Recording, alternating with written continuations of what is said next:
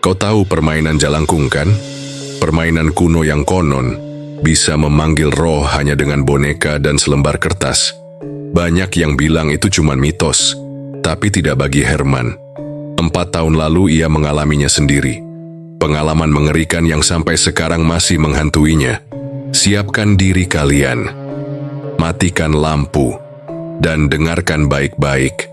Dan saksikan pembukaan ini terlebih dahulu.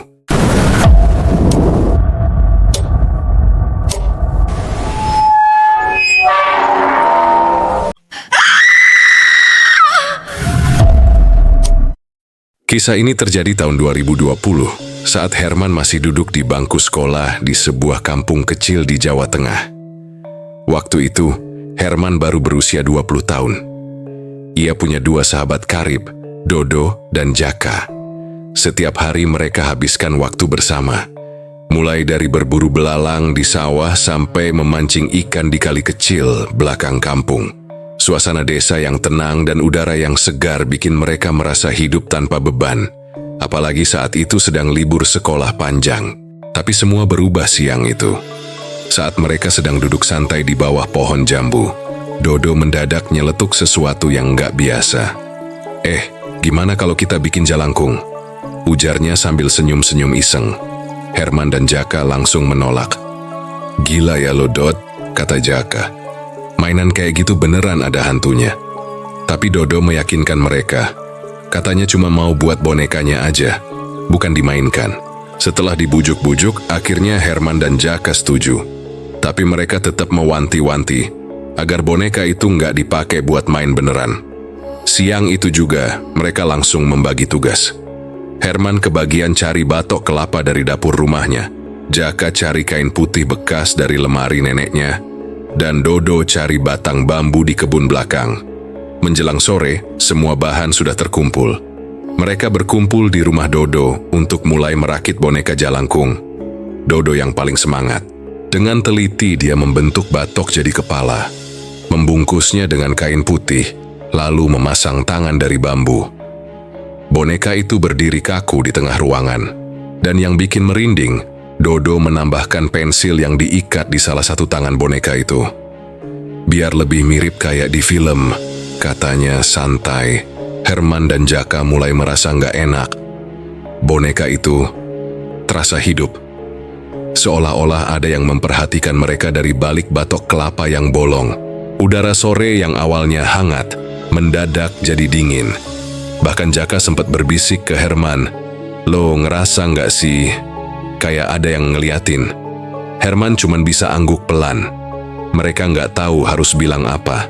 Tapi jelas, suasananya udah nggak enak. Selesai dibuat, boneka itu ditaruh di pojok kamar Dodo.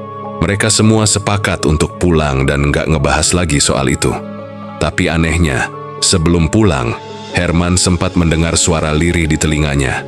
Seperti bisikan, pelan banget. Ia bahkan nggak bisa mengerti kata-katanya. Tapi suara itu jelas bukan dari teman-temannya. Ia sempat menoleh tapi tak ada siapa-siapa di belakangnya. Sejak hari itu, suasana jadi berubah. Herman yang biasanya tidur nyenyak, mulai sering terbangun tengah malam. Mimpi-mimpinya aneh. Selalu ada sosok hitam berdiri jauh di ujung jalan, menghadap ke arahnya. Diam, tak bergerak. Tapi malam demi malam, sosok itu makin mendekat. Sampai akhirnya, berdiri tepat di depan jendela kamarnya. Beberapa hari setelah pembuatan boneka itu, mereka bertiga akhirnya berkumpul lagi. Kali ini suasananya lebih tenang. Mereka duduk di teras rumah Jaka sore-sore sambil minum teh dan makan gorengan.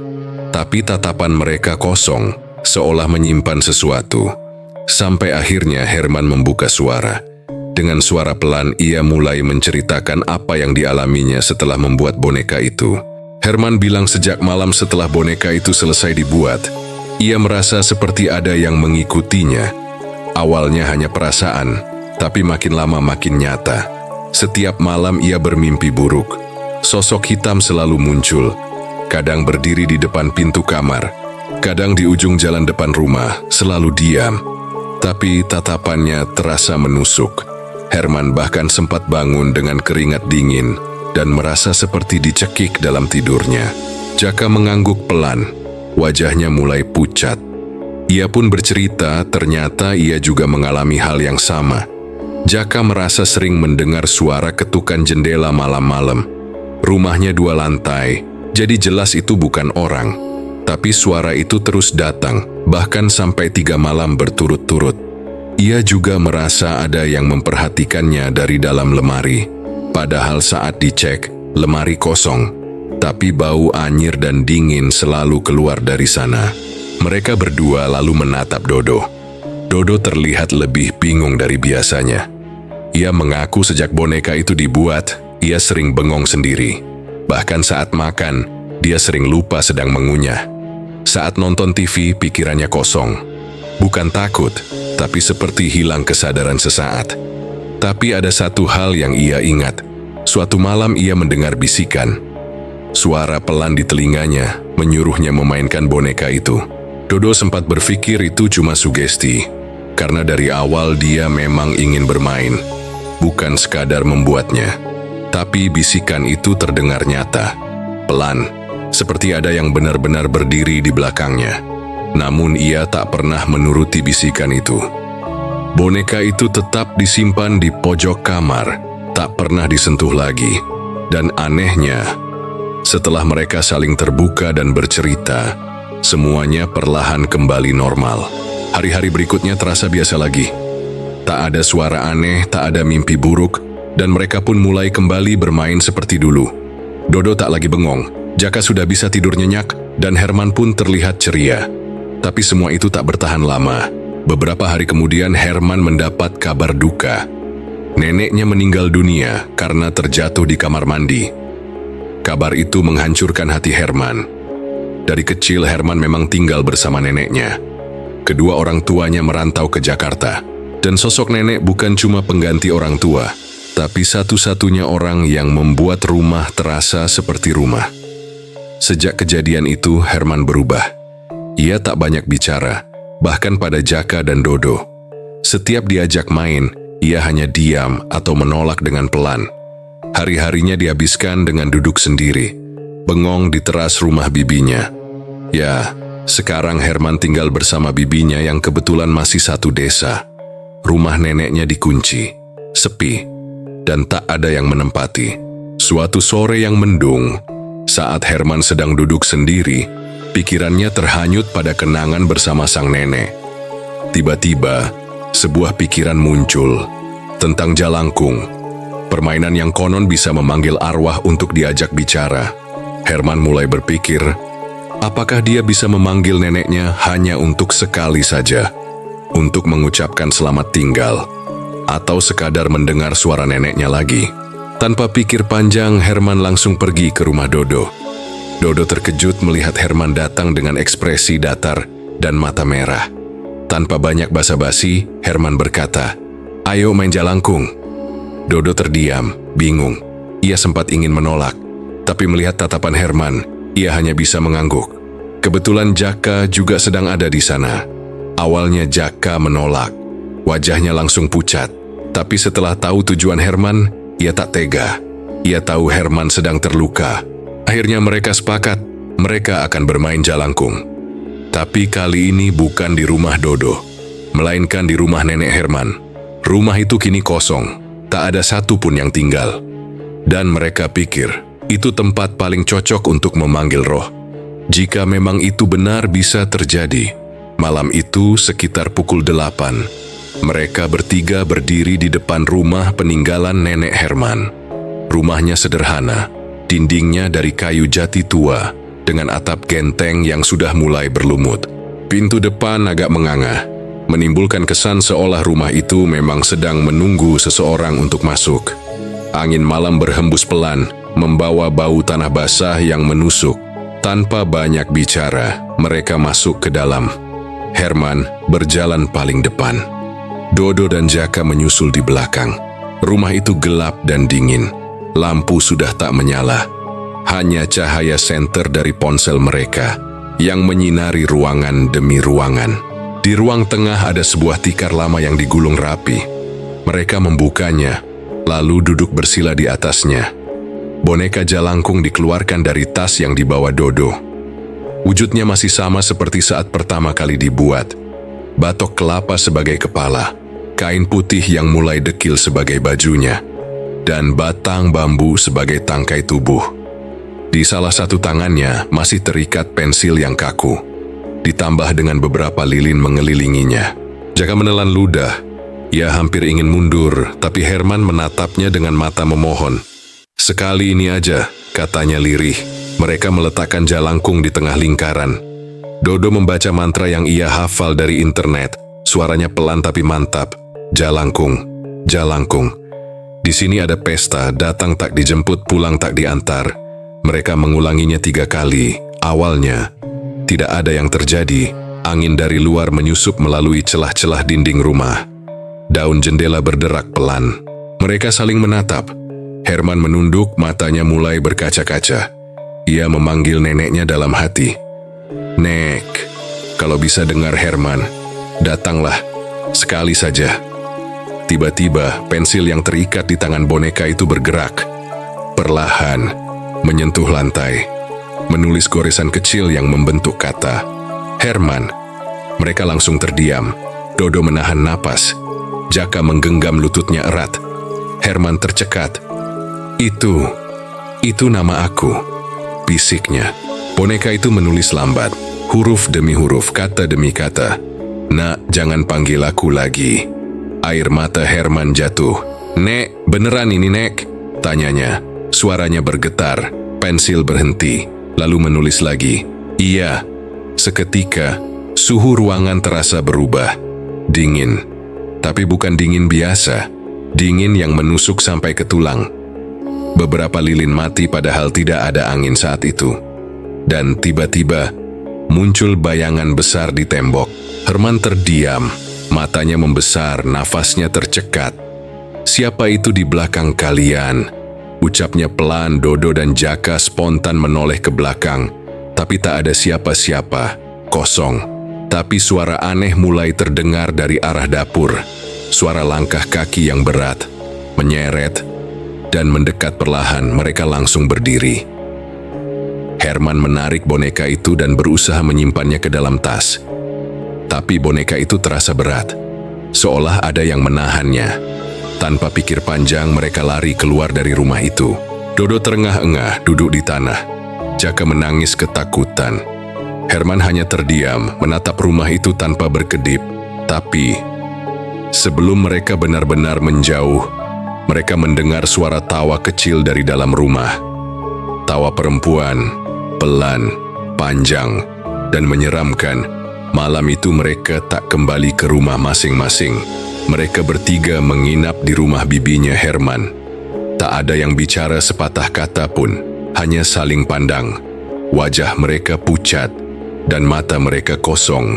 Setelah malam itu, ada satu hal yang terus mengganggu pikiran Herman. Bukan soal tawa misterius yang terdengar dari rumah kosong, atau boneka jalangkung yang bergerak sendiri. Tapi ada sesuatu yang belum selesai. Herman merasa pesan terakhir untuk neneknya belum sempat ia sampaikan. Ada kalimat yang ingin ia ucapkan langsung. Kalimat sederhana tapi penting. "Nek, Herman sayang nenek. Herman baik-baik saja. Nenek nggak usah khawatir lagi." Tapi ia tahu, malam itu Dodo dan Jaka sudah sangat terguncang. Mereka jelas tidak akan mau kembali ke rumah neneknya dalam waktu dekat. Jadi, Herman menyimpan niat itu sendiri. Ia berpikir, mungkin lain kali, mungkin ketika semua sudah tenang. Tapi satu yang belum ia sadari, bahwa memanggil kembali sesuatu yang tak sepenuhnya ia pahami, bisa jauh lebih berbahaya dari yang ia bayangkan. Beberapa hari setelahnya, Dodo muncul dengan wajah kesal. Ia bilang ingin membuang boneka jalangkung itu. Ia merasa benda itu bawa sial. Tapi Herman dengan cepat menolak. "Jangan dulu, Do. Aku masih butuh bicara sekali lagi," katanya. Dodo menatap Herman lama, lalu menggeleng kecewa. Di saat yang sama, Herman mulai membujuk mereka kembali. Dodo dan Jaka sempat marah, bahkan sempat tidak membalas chat Herman. Namun ketika Herman akhirnya berkata bahwa ia belum sempat menyampaikan pesan terakhir untuk neneknya, Dodo dan Jaka mulai luluh. Dengan syarat, kalau mereka memang harus main jalangkung lagi, rumah nenek Herman harus terang. Lampu harus menyala. Tidak boleh gelap-gelapan kayak waktu itu. Herman langsung setuju. Asal bisa bicara dengan neneknya, apapun syaratnya akan ia penuhi. Malam itu pun datang lagi. Mereka bertiga berdiri di depan rumah nenek Herman. Kali ini lampu menyala terang. Ruangan tidak lagi semencekam sebelumnya. Tapi entah kenapa hawa aneh masih terasa di dalam rumah. Tikar yang sama digelar lagi. Boneka jalangkung diletakkan di tengah. Kali ini Herman yang menggenggam tangkai bambu dan memimpin ritual. Ia menarik napas panjang, lalu membaca mantra. Jalangkung, jalangkung, di sini ada pesta. Datang tak dijemput, pulang tak diantar. Tidak ada reaksi. Herman mengulang mantranya. Masih sunyi, Dodo mulai gelisah dan Jaka hampir berdiri.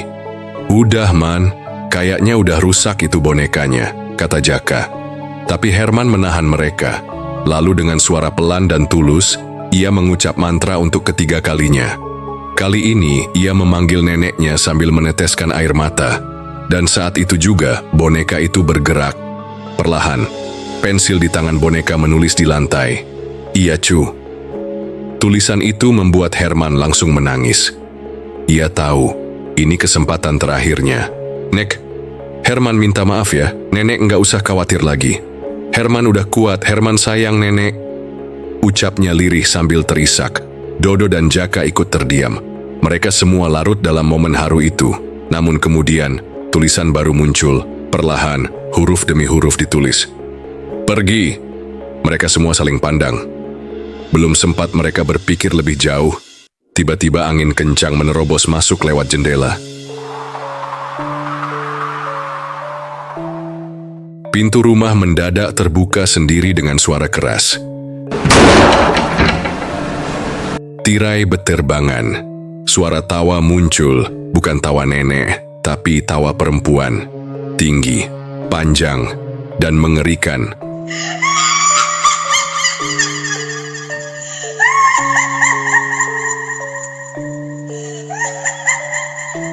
Lampu rumah berkedip hebat. Suara tawa itu semakin keras. Jendela membanting sendiri. Dan dari arah dapur terdengar suara menyeret yang berat. Disusul suara tertawa melengking seperti suara iblis. Mereka semua langsung berdiri. Herman memeluk boneka itu. Tapi Dodo teriak, "Buang aja itu, sekarang!" Herman bingung. Mereka berdiri terpaku, nafas memburu. Rumah nenek Herman terasa berubah. Bukan lagi tempat yang mereka kenal. Ruang tamu yang tadi terang kini mendadak suram. Lampu masih menyala, tapi sinarnya temaram seperti tertutup kabut. Suasana makin mencekam ketika mereka sadar. Suara tawa yang mereka dengar tadi bukan dari nenek Herman, bukan suara kasih yang dirindukan Herman. Itu sesuatu yang lain, sesuatu yang jahat.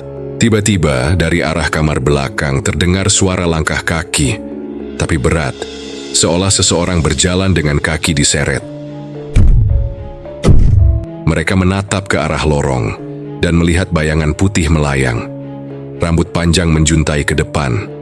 Wajahnya tidak terlihat jelas, tapi hawa dingin langsung menyelimuti seluruh tubuh mereka. Boneka jalangkung di tangan Herman mulai bergetar. Pensilnya bergerak sendiri, mencoret-coret lantai. Tulisan tak jelas muncul, seperti huruf tapi bukan.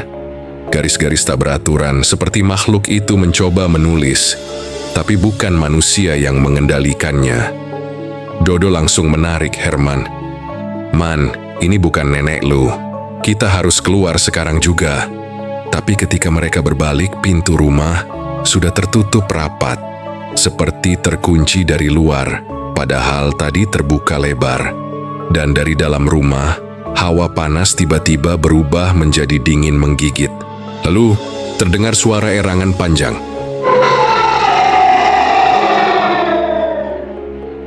Dari dalam tembok, dari balik langit-langit, dari setiap sudut rumah. Seakan rumah itu bukan lagi rumah, tapi sarang. Sesuatu telah masuk ke dalamnya. Saat itulah, tanpa mereka sadari, ritual yang dilakukan Herman, ritual ketiga kalinya, telah membuka sesuatu. Sebuah celah, sebuah portal. Rumah itu kini bukan hanya tempat tinggal, tapi gerbang untuk sesuatu yang lebih besar. Malam itu mereka berhasil keluar.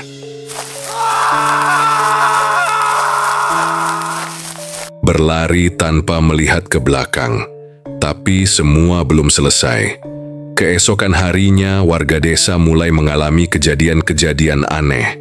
Bayi-bayi menangis bersamaan tanpa sebab. Ternak mati mendadak. Seorang ibu yang sedang memasak mendadak kerasukan. Matanya mendelik dan berteriak. Pintu sudah dibuka, mereka sudah masuk. Tak ada yang paham, kecuali Herman, Jaka, dan Dodo. Herman merasa bersalah. Ia sadar yang ia panggil bukan roh neneknya, tapi setan yang menyamar. Kuntilanak itu mungkin sudah mengintai sejak malam pertama mereka membuat boneka jalangkung.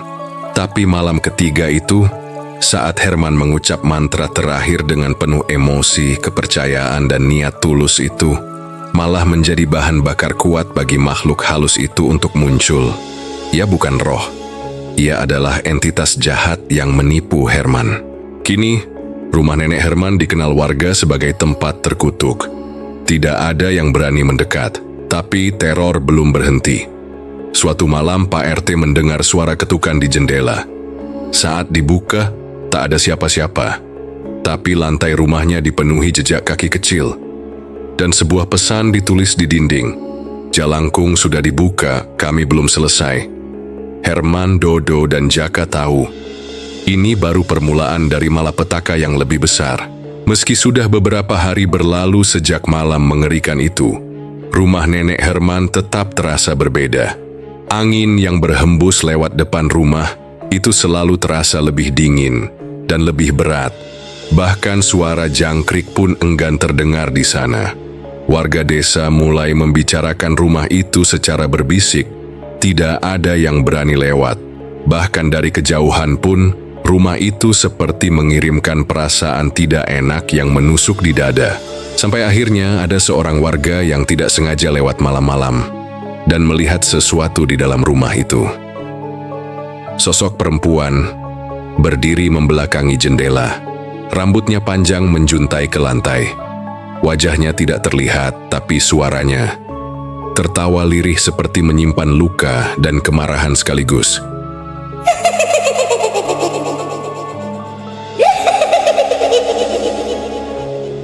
Keesokan harinya, warga gempar. Dan perlahan, kabar tentang permainan jalangkung itu menyebar. Orang-orang mulai curiga. Siapa yang telah membangunkan sesuatu di rumah itu? Tak butuh waktu lama sampai nama Herman, Jaka, dan Dodo disebut-sebut sebagai penyebabnya. Awalnya mereka diam, tapi setelah didesak dan dilihat gelagatnya aneh, Herman akhirnya mengaku bahwa mereka bermain jalangkung. Bukan sekali, tapi 2 kali. Pertama hanya membuat, tapi yang kedua, Herman benar-benar memanggil arwah, berharap bisa berbicara dengan almarhum neneknya. Tapi ia sadar yang datang bukan neneknya. Warga pun memanggil seorang ustaz dari luar desa. Ustaz itu datang bersama beberapa orang untuk mencoba membersihkan rumah nenek Herman. Namun begitu sampai di ambang pintu, ustaz itu langsung merasa napasnya berat. Keringat dingin mengucur dari dahinya. Ia meminta semua orang untuk melafalkan doa-doa. Tapi baru masuk beberapa langkah ke dalam rumah, 2 orang yang ikut tiba-tiba muntah darah. Yang lain memegangi kepala mereka karena pusing luar biasa, seperti ditusuk ribuan jarum. Ustaz akhirnya menyuruh semua orang mundur. Ia bilang, energi di rumah itu sangat kotor, sangat kuat, dan bukan berasal dari satu makhluk saja, tapi seperti ada lubang, portal, yang sudah terbuka dan tidak bisa ditutup begitu saja. Menurutnya, permainan jalangkung yang dilakukan 2 kali itu sudah seperti membuka pintu dan mempersilakan sesuatu masuk. Dan sekarang, rumah itu bukan hanya dihuni, tapi dijaga oleh makhluk dari dunia lain. Sejak saat itu, warga menamai rumah nenek Herman dengan sebutan rumah kutukan. Tidak ada lagi yang berani mendekat, bahkan di siang hari sekalipun. Anak-anak dilarang lewat jalan dekat rumah itu. Bibi Herman yang sebelumnya tinggal tidak jauh dari sana, kini memilih pindah ke kota. Ia bilang sejak kejadian itu rumahnya juga ikut terganggu. Sering ada suara ketukan pintu tengah malam. Tapi saat dibuka, tak ada siapapun. Hanya suara tangisan di kejauhan. Boneka jalangkung itu ternyata masih ada di dalam rumah nenek Herman. Tergeletak di lantai. Tidak ada yang berani menyentuhnya. Tidak ada yang berani membuangnya. Karena Ustaz bilang, selama boneka itu masih ada, makhluk yang datang pertama kali akan terus memiliki ikatan dengan tempat itu. Ikatan yang kuat, yang membuat gangguan tak akan berhenti. Dan benar saja, teror masih muncul, pelan, tapi terus berulang. Warga mulai melihat penampakan wanita berambut panjang yang berdiri di halaman rumah kutukan itu. Seperti sedang menunggu seseorang. Kadang duduk di tangga depan, kadang melayang di jendela, dan kadang terlihat berjalan menyusuri jalan desa. Tak sedikit orang yang kerasukan hanya lewat depan rumah itu. Mereka berteriak marah, menyebut nama Herman, menyebut bahwa pintu belum ditutup, dan mereka belum pergi. Kisah tentang rumah kutukan itu makin hari makin menyebar. Awalnya cuma jadi buah bibir di desa dan kampung sebelah, tapi entah bagaimana, cerita itu sampai juga ke media sosial. Potongan-potongan video warga yang merekam suara tangisan malam-malam atau penampakan samar dari kejauhan mulai viral. Beberapa akun horor di YouTube membahasnya. Mereka menyebutnya rumah kutukan di Jawa Tengah. Gak butuh waktu lama sampai para YouTuber pemburu hantu mulai berdatangan. Mereka penasaran, ingin mengabadikan fenomena gaib di rumah kosong itu. Tapi kepala desa sudah pasang peringatan keras. Gak ada satu orang pun yang boleh masuk ke rumah tersebut. Mereka hanya diizinkan syuting dari luar pagar, dari depan rumah. Tapi meski gak masuk, hasil rekaman mereka tetap bikin merinding. Salah satu YouTuber mengaku melihat sosok nenek-nenek tua sedang duduk di tangga depan rumah. Matanya kosong, pandangannya lurus ke kamera. Tapi saat mereka sorot lagi, sosok itu sudah hilang. Lain waktu ada YouTuber lain yang bilang mendengar suara perempuan menangis, lalu tertawa kecil seperti kuntilanak. Padahal tidak ada siapapun di sana, hanya mereka bertiga. Yang paling aneh adalah cerita dari tim yang datang dari luar kota. Mereka bilang kamera mereka tiba-tiba rusak begitu diarahkan ke jendela rumah. Mikrofon juga tidak merekam suara sama sekali selama beberapa menit. Tapi, saat dicek ulang, ada suara lirih terekam. Bisikan. Seperti perempuan tua yang berkata, "Kalian bukan cucuku." Semakin lama, berita tentang rumah kutukan ini semakin besar. Bahkan sampai ke media nasional. Banyak yang penasaran, tapi tak sedikit juga yang percaya ini bukan sekadar cerita hantu biasa. Sesuatu yang benar-benar jahat telah dilepaskan. Dan dari sekian banyak yang mendengar kisah ini, ada satu orang yang langsung merasa terpanggil. Namanya Rini. Seorang wanita indigo dari Jakarta yang sudah sering dimintai bantuan polisi untuk mengungkap kasus-kasus pembunuhan misterius. Ia dikenal tenang, tapi tajam. Suaranya halus, tapi matanya seperti bisa menembus sesuatu yang tidak terlihat. Suatu malam, Bibi Herman menerima pesan di ponselnya. Nama pengirimnya Rini Indigo. Dalam pesannya, Rini menulis dengan sopan bahwa dia sudah mendengar tentang kutukan yang terjadi di rumah nenek Herman. Ia bilang, "Saya percaya ini bukan sekadar gangguan biasa. Saya bisa membantu. Jika Anda bersedia, saya akan datang ke desa dalam waktu dekat." Bibi Herman yang awalnya ragu, akhirnya merasa ada harapan. Ia langsung membalas pesan itu dan menyetujui kedatangan Rini. Karena selama ini, tidak ada satupun orang pintar atau ustaz yang mampu mendekati rumah itu tanpa sakit atau pingsan. Bahkan beberapa di antaranya mengaku melihat mimpi buruk selama berhari-hari setelah mencoba masuk ke rumah tersebut. Sebelum Rini datang ke desa, sebenarnya sudah ada beberapa orang pintar dan dukun dari berbagai daerah yang coba membantu. Ada yang bawa sesajen, ada yang baca mantra, tapi hasilnya sama. semua gagal. Beberapa dari mereka jatuh sakit, ada yang muntah darah. Bahkan ada satu yang mengaku didatangi sosok perempuan berambut panjang dalam mimpinya selama 3 malam berturut-turut. Dan tiap malam sosok itu semakin dekat. Akhirnya hari yang dinanti tiba. Rini datang ke desa bersama 3 orang dari timnya. 2 pria dan 1 wanita. Wajah mereka tenang, tapi tatapan mereka menunjukkan kewaspadaan tinggi. Begitu sampai di depan rumah kutukan itu, Rini berhenti dan menatap dalam. Ia menutup matanya, dan seolah bisa melihat sesuatu yang tak kasat mata. Suasana jadi sunyi, bahkan angin pun seolah enggan lewat. Sebelum masuk, Rini mengingatkan timnya. Ia meminta semua untuk memasang perisai, pelindung diri. Bukan sekadar doa biasa, tapi semacam benteng energi yang diyakini bisa menahan gangguan makhluk halus. Setelah itu, mereka pun melangkah masuk ke dalam rumah nenek Herman. Rumah yang sudah bertahun-tahun ditinggalkan dan dianggap terkutuk. Begitu Rini melewati ambang pintu, ia langsung merasakan perubahan suasana. Udara di dalam terasa berat, seperti ditekan ribuan tangan tak terlihat. Tapi ia tetap melangkah. Matanya mengamati sekeliling, dan tiba-tiba ia berhenti di satu sudut ruang tengah. Di sanalah, di lantai yang sudah berdebu dan retak, Rini seolah bisa melihat kembali kejadian di masa lalu. Ia melihat bayangan 3 anak laki-laki, Herman, Dodo, dan Jaka, duduk melingkar, membentuk boneka jalangkung dari batok kelapa, bambu, kain putih, dan pensil yang diikat di tangan. Ia menyaksikan bagaimana ketiganya mengucapkan mantra, bagaimana boneka itu bergerak, dan bagaimana sesuatu yang sangat jahat masuk ke rumah itu. Pusat semuanya ada pada boneka jalangkung itu. Boneka yang masih tersimpan di sudut rumah, walau dalam kondisi sudah kusam dan terbakar sebagian. Tapi aura dari benda itu masih sangat kuat, masih hidup. Rini mendekat perlahan. Ia menarik napas dalam-dalam lalu mengangkat boneka itu dengan kedua tangannya. Matanya menatap lurus ke wajah batok kelapa yang sudah pecah sebagian.